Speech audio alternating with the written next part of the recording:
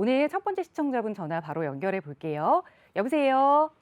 예, 안녕하세요. 네, 안녕하세요. 반갑습니다. 네, 반갑습니다. 네, 시청자님 어떤 부동산 좀 고민 가지고 계세요? 예, 저는 사실은 이제 재건축에 좀 관심이 있어가지고, 네. 그, 올 1월에 이제 목동 5단지를 매수를 했어요. 네. 근데 사실은 이제 어떻게 보면 패닉 바잉을 한 상황인데, 네. 예, 근데 이제 저희가 전세를 끼고 사실 매매했거든요. 네. 그래서 이제 전세가가 지금 9억 정도 되고, 이제 매매가는 좀 더 비싼데, 네. 이제 저희가 만약 연끌을 하면은 한 2년이나 3년 안에 전세자분을 네. 이제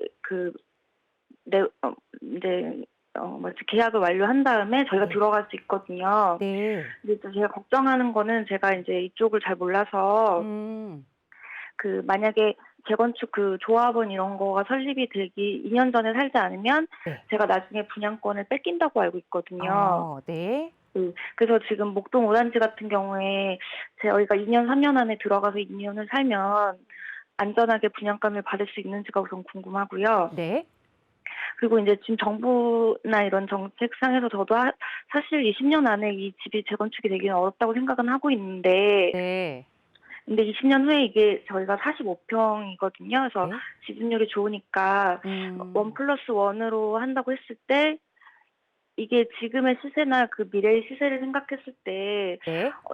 주변에서는 너무 좀 꼭지를 잡았기 어. 때문에 네. 그냥 남는 게 하나도 없다, 이득이 없다. 왜냐면 제초안 같은 것도 내야 되고, 세금도 내야 되고, 네, 만약에 알겠습니다. 그때, 네. 그런 것 좀 설명 좀 부탁드릴게요. 네. 네. 우선 시청자님 지금 2021년 1월에 매수를 하신 거죠? 네, 그럼 이제 네. 한 달 정도가 지난 거네요.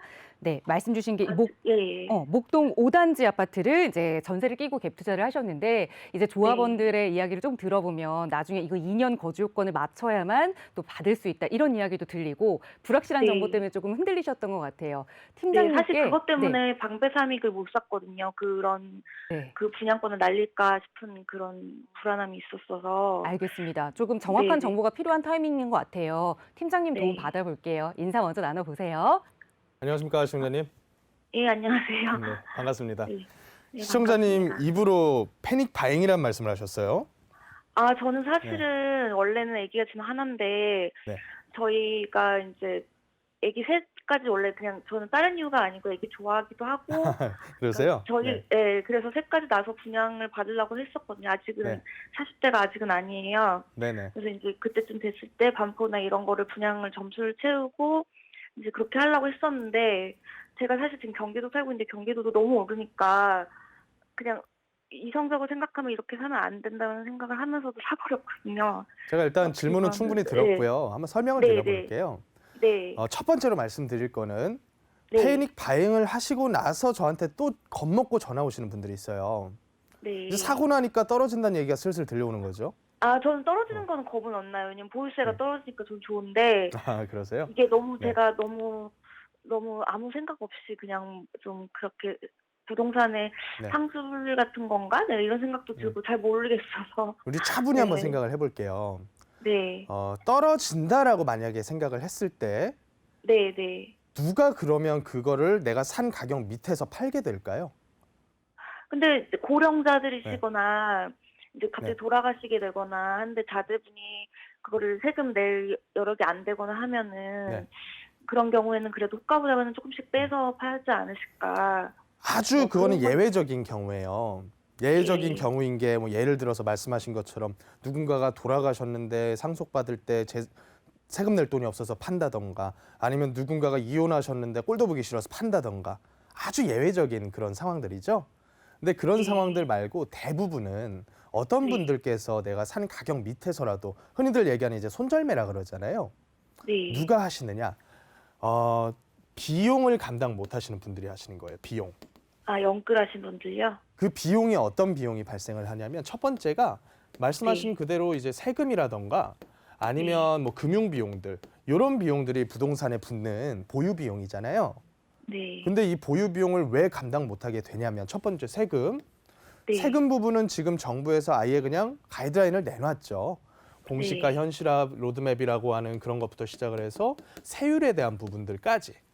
그러면 네. 이게 부담이 되실 분들은 사실 매스컴에서 겁주는 것처럼 오랫동안 끌고 왔는데 집값이 많이 오른 고령자가 아니에요.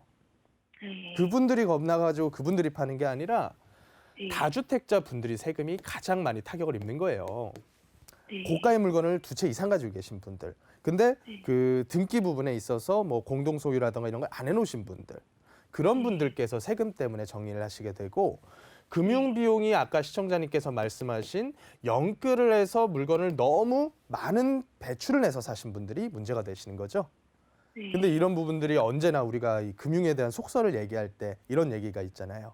은행이라고 하는 존재는 비가 안 올 때는 우산을 빌려줘요. 네.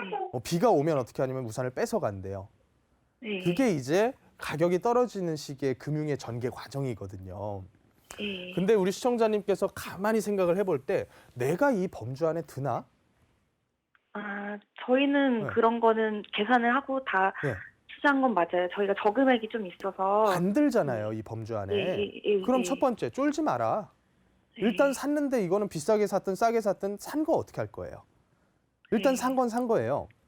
그러면 이 물건에 대해서는 단기 차익 목적이 아니기 때문에 시청자님께서는 최소 5년, 10년은 봐야 돼요. 네. 제가 보건대 그래요. 재건축까지. 그러면 네. 재건축은 어떻게 진행이 되냐면 지금 네. 상태에서 정밀안전 진단 계속 목동 아파트들 신청 넣고 있는데 이제 점점 반대파가 생기는 거죠. 왜 네. 반대파가 생기겠어요? 아니 진행하면 할수록 자꾸 사업성 떨어뜨리는 정책들이 나오는 거예요. 네. 그러니까 우리 나중에 돈 될 때 하자. 아까 방배삼익 말씀하셨는데 그쪽도 마찬가지예요. 서울에 네. 있는 재건축들이 지금 찬성파와 반대파 분들이 많이 싸우고 있어요.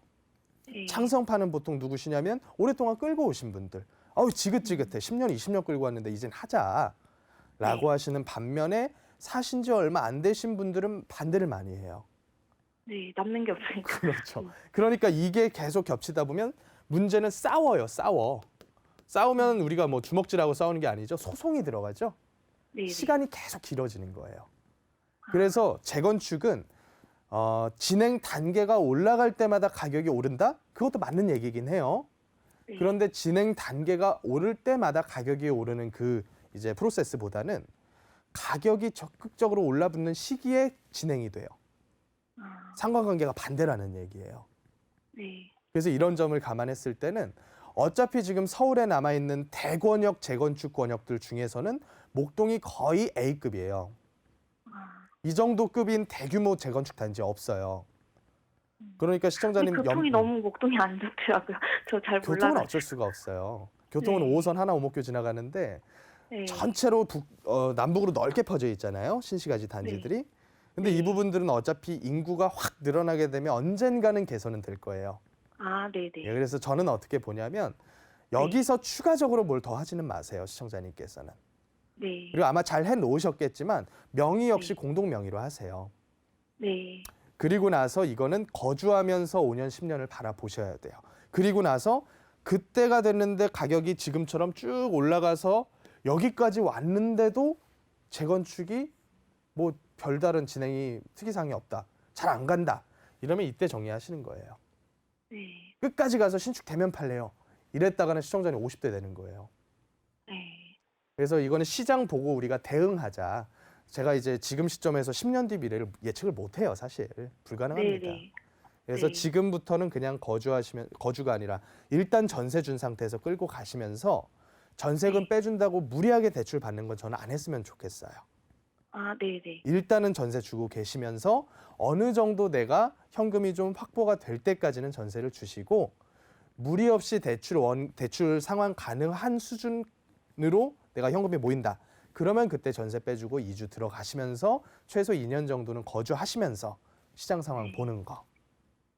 음. 예, 요게 좋으실 것 그럼 같아요. 여기도 그렇게 뭐 2, 3년 안에 빨리 들어가서 2년을 실거주를 하는 거를 맞추지 않아도 된다 이런 느낌으로 보시는 거죠? 제가 봤을 때는 아무 걱정 안 해도 될 것 같은데요.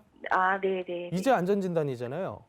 네. 그거 추진위가 조합 설립 인가 위한 동의서 받고 다니는 데까지만 해도 시간이 얼마나 걸리는데요. 네. 지금부터 네. 벌써 걱정할 필요는 없어 보여요. 네. 물론 이제 알겠습니다. 특정 어떤 뭐 이슈가 나오면 그때는 좀 대응을 좀 해야겠지만요. 네. 여기까지만 정리하겠습니다. 예, 감사합니다. 네, 고맙습니다.